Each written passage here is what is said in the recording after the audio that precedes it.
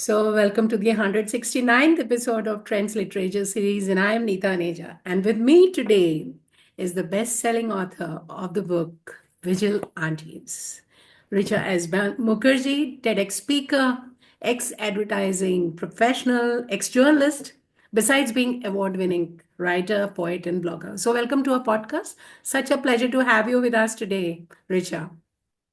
Thank you so much, Neeta, and congratulations on this milestone episode. Gosh, you've been doing this for a while, and I've seen some of your episodes, and thank you so much for providing this wonderful, platform for conversations and books and so much more. Thank you so much. It's a pleasure to have you with us today. Richa, you write such wonderful, witty, contemporary fiction, and you are really read and liked by so many readers, wide strata of readers, I would say. But how does it feel with your latest book, which is your fifth, Vigil Aunties, with all the loving response I can see online, social media, everywhere? So kind of you. You're right, Neeta. I've been on this journey for the last 7 years. It feels like longer than that. But and somehow whatever I write, Neeta, right from the beginning, has always had very fierce female protagonists at the center of the stories. Whether it was my first book, which was about I didn't expect to be expecting about accidental pregnancy, or even the thriller series that I wrote, Kanpur Khufia Private Limited. There's always, or even excess baggage. I think everywhere females and stories about women have been center stage, but somehow I feel that with Vigilantes, I seem to have come a step closer to my readers. I think one of the reasons is because, in a very uninhibited way, it has, somehow portrayed the lives of women across stratas of society. And I believe that it's done that in an interesting and humorous way, which has actually, found a lot of favor with readers as well. And it's nothing new. I've been writing in this sort of humorous style, making my social commentary for a while, and I've had a lot of love over the years. But like you said, I feel that there is something special about Vigilantes because it's helped connect me with a whole range, very wide range, like you were saying, of audiences. And I've had people write into me and tell me how much they've connected with all sorts of characters. There have been women who've written to me, talking to me about how they've connected with the investigator Bharatendu Bandyopadhyay, who in his own way um, is so different and is such is a bit of a feminist in his own way, because I feel that a lot of this commentary, he cooks, he Yeah. doesn't care about labels, he doesn't care about strictures of his profession or what is expected of him. And he does not feel that any of the women are toothless at all. He's the only one in that book who's not taken these aunties for granted and just said that, oh, these women, they're not capable of much, which is something that in a normal investigation would easily happen. So I feel that through various stances, through various themes, and through various character explorations, I have somehow connected with a whole range of people. And I think I personally have dug very deep, and to write these stories of these, multiple women and men, I've dug very deep into my own reservoir of experiences. Whether it's my mother, whether it's women very close to me who seen difficulties, and toiled at different stages of their life, mentally, physically, and I think all of it just came pouring out, and I'm really glad it's made that connect. Absolutely.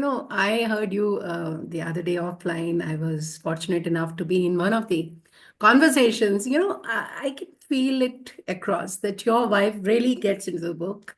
You kind of person you are, though it's too early for me to comment on that, but it's kind of the whole aura in the book. I would say the vibe in the book is you. I mean, I felt that, the way you speak, the way you write, I think it's quite similar. So tell us, the new viewers in on our platforms, people who've not read the book. I have read the book. I still have to finish the last parts. What is so special about the book, and why should people read it? And what was the whole process of writing Vigilantes? It looks special. It sounds special. It is a special book. So coming from you to some new readers on the house. Sure. Yes. So I think the quickest way I can describe the book is because we love labels, because it orients us in terms of what to expect. Even though my stories, in term, tend to meander across genres, but I would best describe it as a comedic thriller. And it is a story about a whole bunch of women who are at different stages of their lives, who've kind of been taken for granted in their various roles. The setting of the story is in this crumbling old society where nothing really changes on a daily basis. Till one night, everything changes. The central protagonists are a 17-year-old girl, a teenager called Philadelphia Wagmare, and Correct. her mother, Yeah. Varsha Wagmare, who not only has society taken for granted, but the daughter herself has taken her mom for granted, and the mother is just like a piece of furniture in the house who she doesn't interact with much and who she's constantly arguing with. But through the process of the story, we discover that not only is Varsha, who is seemingly this bored housewife who everybody has advice for, doesn't do much with her life, we realize that she is not only a very, very strong and driven and purposeful woman.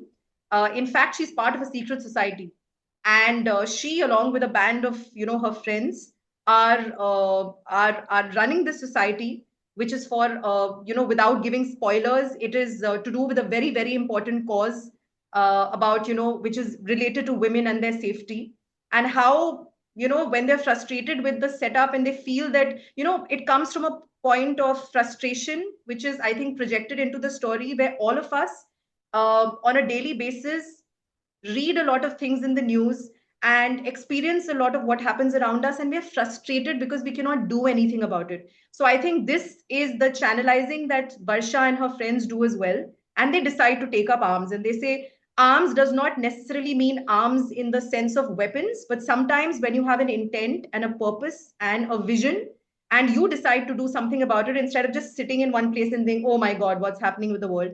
I think that is how these women are driven, and what follows is a sort of mix. It's a mix of emotions, because on one hand you feel the frustration, there's a murder, so there's thrills, there's a whole investigation that happens, there's dogs, there's cops, and there's a lot of hilarious encounters with the dead and alive, those alive.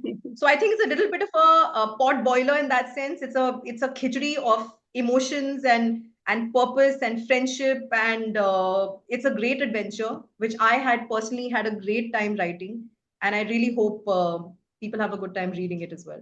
I'm sure they already are, and I'm sure the new readers would be really enticed to pick up this copy. Vigil Aunties, the title itself is quite intriguing. I mean, it's very interesting. The cover itself is very interesting. So, uh, I mean, are these real life characters that you've encountered, or are they entirely fictional? I know you talk about it being some observational, some parts that you picked up, some perceptions. Hmm.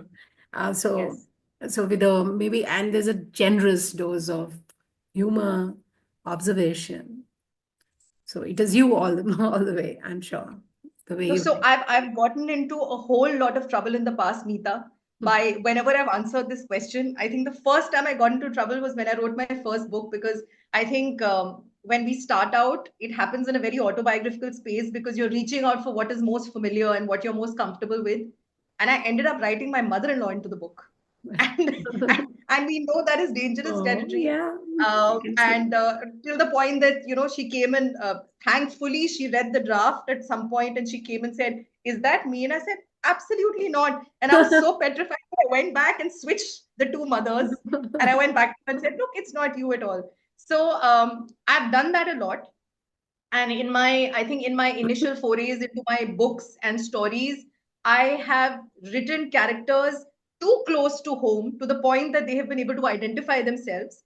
But you as you write, the more you experiment with beyond autobiographical spaces, the more you mature as a writer, uh, you somehow develop a knack of absorbing everything that is in your immediate environment without, specifically and literally putting it onto paper. So, like you said, every that thing that happens in my environment, I absorb the good or the bad, and that makes me a sort of a human sponge.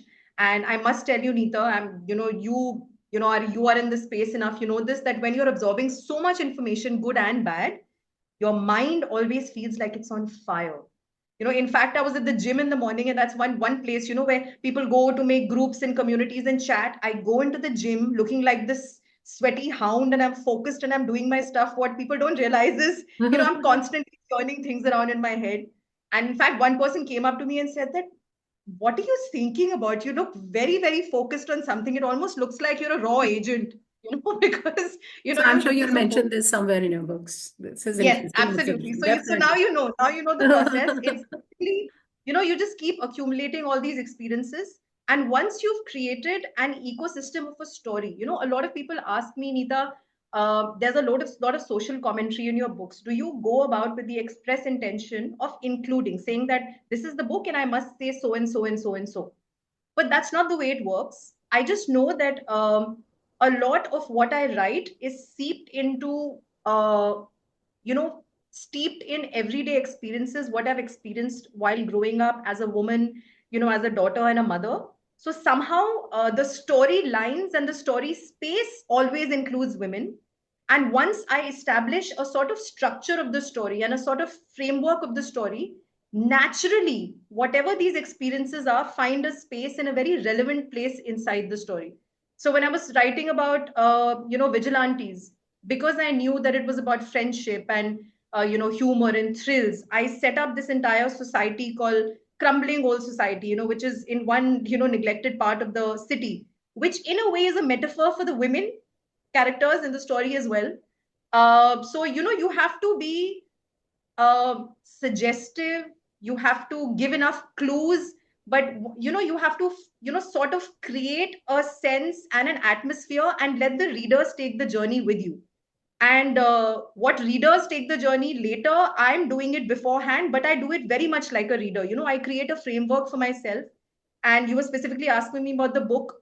I created the character. So the purists will say that you have a story, you plot it out, you break it down in chapters, the beginning, middle, end, and there are many ways of doing it. I do that, but I spend the maximum amount of time with my characters, because until and unless I know their, history, context, circumstances, and I'm being a true empath and standing in, Shobha Gupta's shoes in 1 second and turning into a teenager the other second, or turning into Daku, who's the dog and who's I was going to constantly having mention a him. the dog. So, if you have to be a dog and a teenager and a 45-year-old woman, you have to have, that kind of empathy to understand your characters. And that happens for me very early on in the process, where I spend a lot of time with these characters. And then, of course, like I said, whatever I've absorbed within that ecosystem, once you understand the personality, then the dialogues come, the situations come. And then I just have to tap into my intuitive self. And once I've done with the structure, then I just very freely write, because I don't like writing within strictures. And that's the way it works for me. The best part is that you also name your characters very well. So do you name them first and then design about them, design their characteristics, or it is the other way around? Yes, I am very much for naming, whether it's books. So, Neeta, of all the books that I've written, I think Excess Baggage, of all my 5 books, Excess Baggage was the only one where the title didn't come to me. I entirely give the credit to my commissioning editor from HarperCollins, because that was the only book where the title didn't come to me. And I looked at my husband and said, my God, this is my 3rd book. I always decide the title of the book and my characters' names and everything very clearly, because it helps me give an identity, to the book. It Absolutely. somehow makes it real for me. And I wasn't able to do that in that book. And I was really, really upset. And then finally, when we were struggling with, Mother of a Summer, and God knows there were some 20 titles.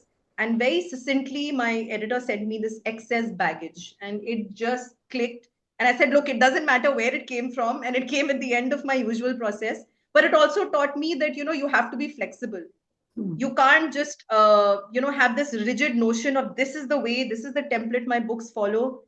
If there's one thing I've learned in this industry and while writing, Neeta, is every day is very humbling. It just takes you for a ride every single day. It's a whole set of, it's all about patience. It's all about inspiring yourself and finding the motivation on a daily basis, and being flexible enough to allow room for change, learning, and improvement. Because if you can't accept all of that, then this industry is not meant for sane people. Because it's exacting. It's it's maddeningly validating and gratifying, but at the other end also it takes a lot out of you, because you are the one man woman, one woman army. So yeah, I mean, so like, for what you asked, the titles, yes, come to me, but sometimes it comes from other people, and I'm absolutely okay with that. From Patience to Phil to Daku. I mean, who was your favorite character? The main character, protagonist? I mean, you named her the best, Philadelphia. Yeah, so that incidentally was a very impulsive decision as well, because I was actually at a career fair. And at that point in time, when I was seeing these brochures and I was seeing these, droves of young, anxious people trying to understand, where their future was leading them, it reminded me of this friend I had in school called Havana. And Acha. I Oh my remember being God. so amused at that point in time, seeing that why would they, her mom, and dad called her that, and somehow something just, fell into place when I saw, this whole anxiety and obsession of, studying abroad and everything, and it all clicked into place. So I think I really enjoyed writing Philadelphia, because it helped me tap into, uh, you know, my bucket of anxiety that I had as a teenager. It helped me relive, reacquaint myself with what it felt like being a teenager, because sometimes we get a bit jaded, right? I mean, as you grow older and you're like, oh my God, we're in midlife crisis and all of that. And we actually forget that no matter which stage of life we're at, it's, you're trying to find your feet, you're trying to understand the world around you, you're trying to, navigate expectations, and which are at their peak when it comes to, turning from a tween to a teenager, or a teenager to a young adult, or, to an adult. So I think it was very enjoyable, going back to being a teenager.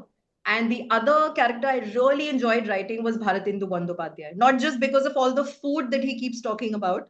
Hmm. And I'm a big snacker when I'm writing.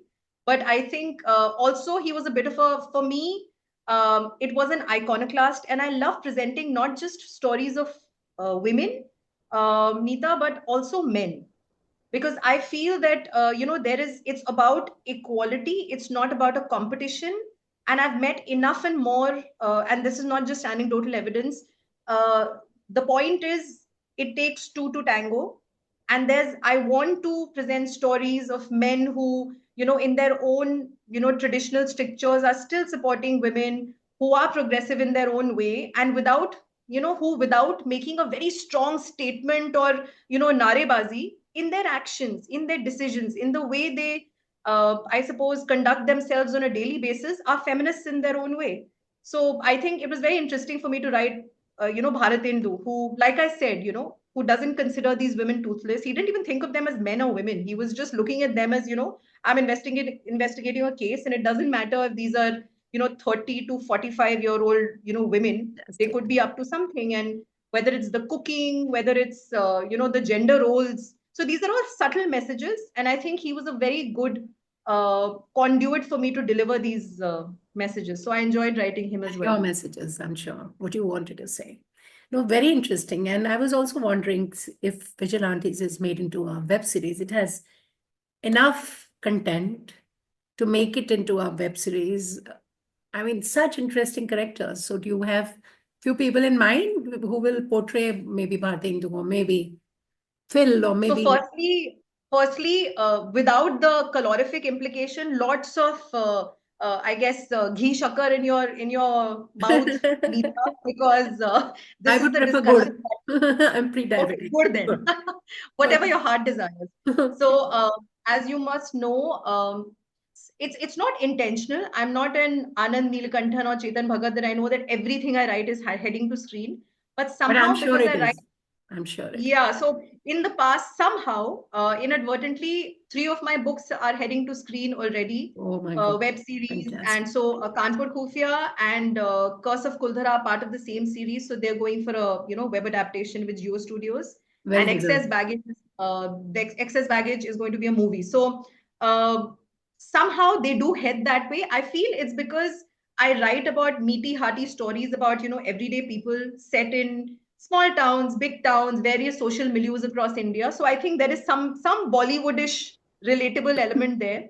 So naturally, this one as well is being pitched, and I'm really crossing my fingers, legs, everything that it works that way. So whether it's a web series or movies, I'm hoping to put out some good news soon about this. Fantastic, because you put so much of your heart and soul into writing. One can make out, one can read between the lines, and one can see how much of work and how much of focused work. Does your being an ex-journalist somehow mentored your writing? I would say somehow did it evolve the way you write? Absolutely. I'm sure the research work would have.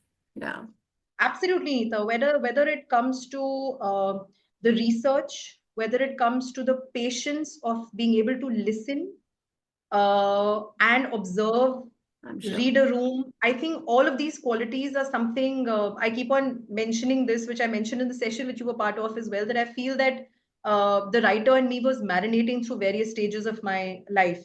And Mm. it seems that I went about it in a haphazard way, but somehow I think the reader and the writer and me was maturing along the way. So, I was at the business desk, I was at the entertainment desk, I was at the crime desk. So I So, think, this whole, so, you observe a lot. So whether it was me moving around as a child because my dad was in the revenue services, or whether it was me sitting on the sets watching how bored people can be waiting around for celebrities and still managing to have a good time, or whether was me as a business reporter trying to desperately read the press release so I could sound intelligent enough to sit and question, heads of companies. So I think it teaches you a lot about being adaptive, being a good listener, being a good observer, being able to read the room and manage expectations. And obviously, your skill with with all sorts of writing, because you're reporting in different ways. And I think when I was in advertising after this for about 10 odd years, that helped me even further, Neeta, because I was in I mean, you'd think now when I speak as a writer, you'd think I was in the creative side, but I was not. I was in the much dreaded account management, or what was oh, called oh client my God. servicing at the time. Okay. Yes, so you can imagine all the Raddi scripts that the clients that the creative team wouldn't want to write was being written by us. And there were tempers flying always. We were managing expectations. We had to understand the brief that the client was giving to us. We had to help present the creative, that the creatives brought to us. uh, you know Managing the creativity and balancing it with the business aspect of the business. So I think this also helped me, because boy did I know I wasn't prescient enough. But Neeta, I realized that life was trying to prepare me for being a writer, because we know it's not just about writing, it's about selling as well. So Yes, you can't just sit in one corner of the room, like have your jhola and sit in your kurta and just keep writing. You cannot do that. You have to imagine. present yourself. You have to make a brand out of yourself. You have to make yourself a likable brand, and speak about your work. And that's the way it works. And I think at some level, both these careers helped, prepare me for this. So the entire universe was cooking Yes, for you, absolutely. really cooked for you.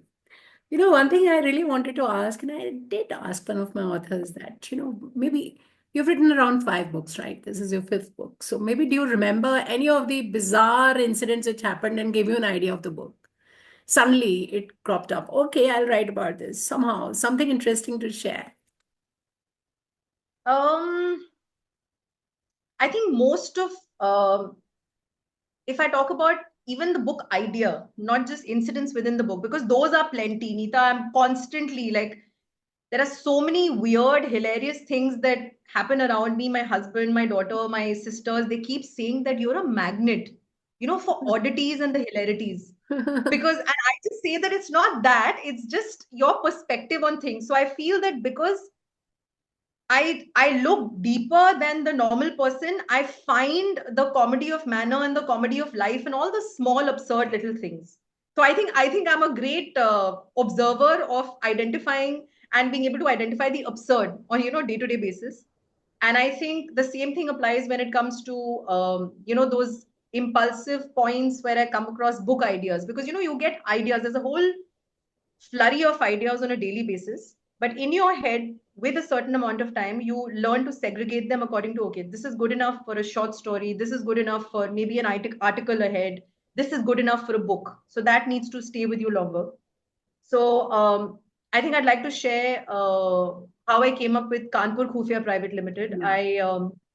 I had just I was born in Kanpur. So we went back for a wedding, and I went to those familiar places and Moti Jheel and had the chart, and we were roaming around, and I just finished that trip.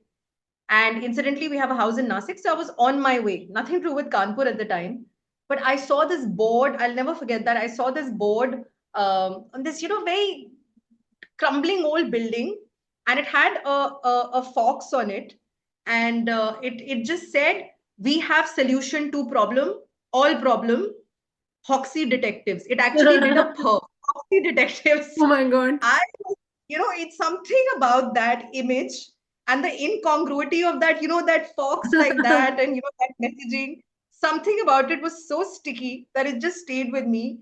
And I kid you not, Neeta, within a couple of minutes, by the time I reached home, in my head, I swear I had somehow, how in screenplay parlance, what you find under the descriptor, that log line, which is a very small summary of the story. I already had a summary in my head. I didn't know all the characters, but I knew that I wanted to set this in Kanpur, and I wanted to tell the story about this oily haired detective. I've always been obsessed with detective fiction anyway. And that's when the idea came. And by the end of the day, I had my title. And then everything else followed. So I think that was pure inspiration. And I remember I went back. Once I'd written the book, I went back looking for Foxy detectives. I thought वो I'll चला go and गया. give them some credit. वो चला गया. Yeah. Foxy went away. Yeah. One So, career which you can still take it up is being a stand-up comedian. Somehow I feel you speak so well. You you have such wonderful sense of humor, and we definitely need how- incidentally, wonderful, Neeta, great stand-up comedians like you. No pun intended. oh my God. So this is so strange, Neeta. I was having lunch with my daughter today, and I was enacting something. And I will tell her that Neeta auntie mentioned this as well, because she said, Mama, why don't you do stand up? Because I was Oh making my her laugh about God, something. love That's to it. see, So, love to what see. are the odds? I will tell her today. So, I've heard this before, but I think I don't know. There's too You much would. pressure, there's too much of, I guess, being in the moment. And I think as a writer, I'm better at cogitating and, presenting my thoughts instead of in the moment. And mimicry karna is one thing, but I think, hats off to people who do stand up. At some point in time, maybe I'll do one or two, but abhi ke liye I'll Then stick to maybe this. you are in between some very heavy book and perhaps some scripting is going on. You want to de-stress, so consider this. Absolutely. But how do you really balance humor, which is so much part of your book? Even this book kind of had a underlying message, a deep one, and let people figure it out. The story, the main story, how it brewed. But how do you balance humor with depth? See, you could have just done this book without humor, without underlying, you made it so entertaining.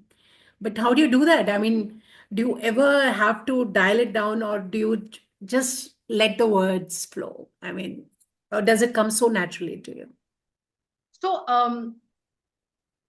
I think what worked for me, Neeta, very early on was I identified that my long format of writing that I gravitate towards, because I do a lot of observational comedy instead of, they have this term called Schadenfreude, which is comedy that comes from, tragedy or misfortunes of other people. So I don't like that scathing kind of comedy or slapstick, but mine is more observational comedy. Yeah, So very deep. because there is a parallel, yes. So, like I mentioned, there's always this parallel track in my head. And I think I was heavily influenced by people like Irma Bombeck and, PG Woodhouse. I Hmm, loved that wry, I can crackling see that. humor, which is just about, one liner and you're done. It's witty, it's sarcastic, it's satire.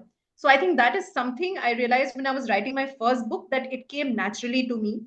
But then what I also realized was that I would get very bored writing one certain kind of book. So I was again told that, okay, fine, you wrote I didn't expect to be expecting, which is about, accidental pregnancy. You stick to that. You stick to women's story, huh? Chiclet likho, women's story likho, something that was interest women. And I was so irritated by that. I was like, ye kya hai? Matlab, why are you sitting and labeling what kind? I've read everything. I mean, you name the genre I've been reading about, since I was a child. So I was very irritated by this. So it's not like it was a challenge, but I just realized that, I love thrillers as well. Why can't I marry the two? And when I am writing about thrillers, I am writing about humor. Why is it that I can't tell the story of an everyday woman in it? Because these are the characters I'm writing about.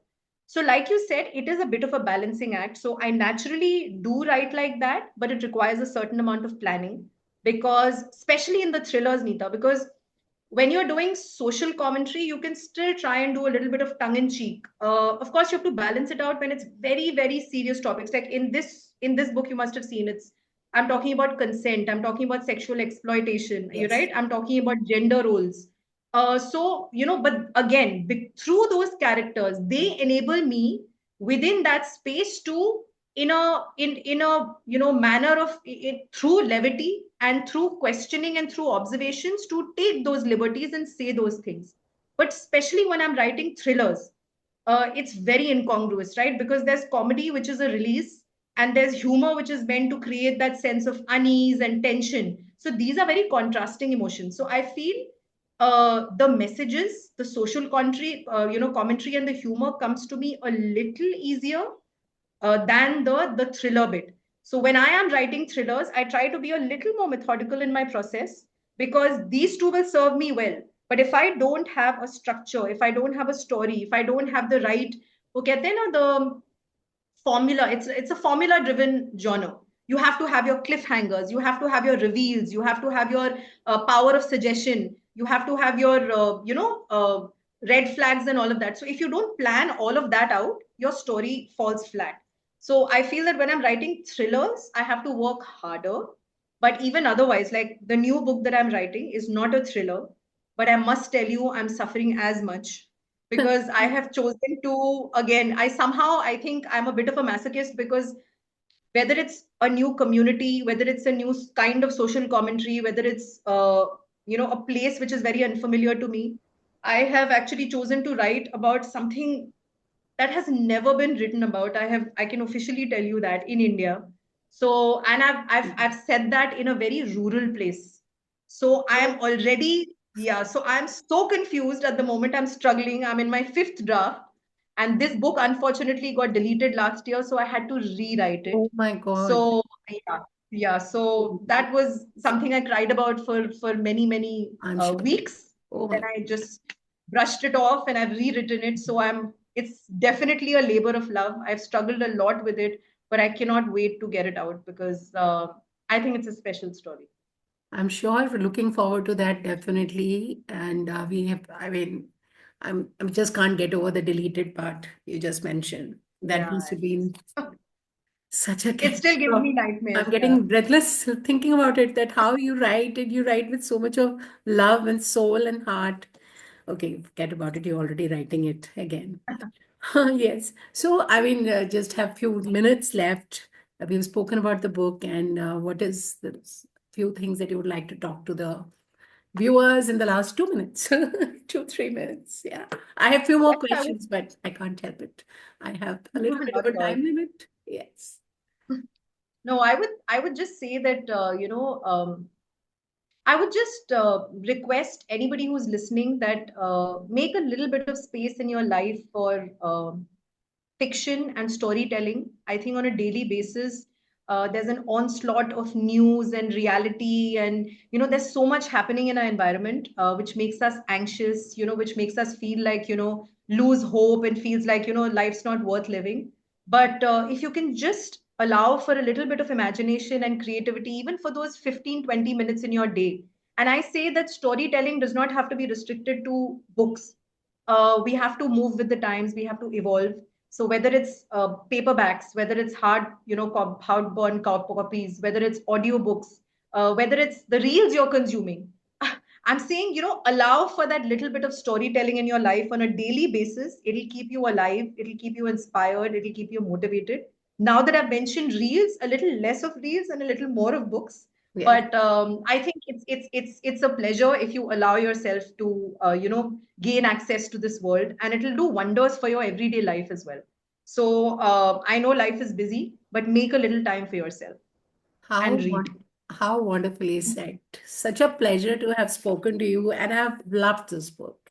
And I really would like all our people on the YouTube and whosoever watches the snippets on the Insta, please do go through this book. It's worth a read, and I've had such a fun time talking to you, Richa. Likewise, Neeta. Thank you for your wonderful questions and just generally, I mean, your energy is great. So I had a great time talking to you. Thank you, everyone for joining in, and do subscribe to our channel so that it reaches out to more and more people. Thank you. Thank you. Bye Thank bye. you. See you.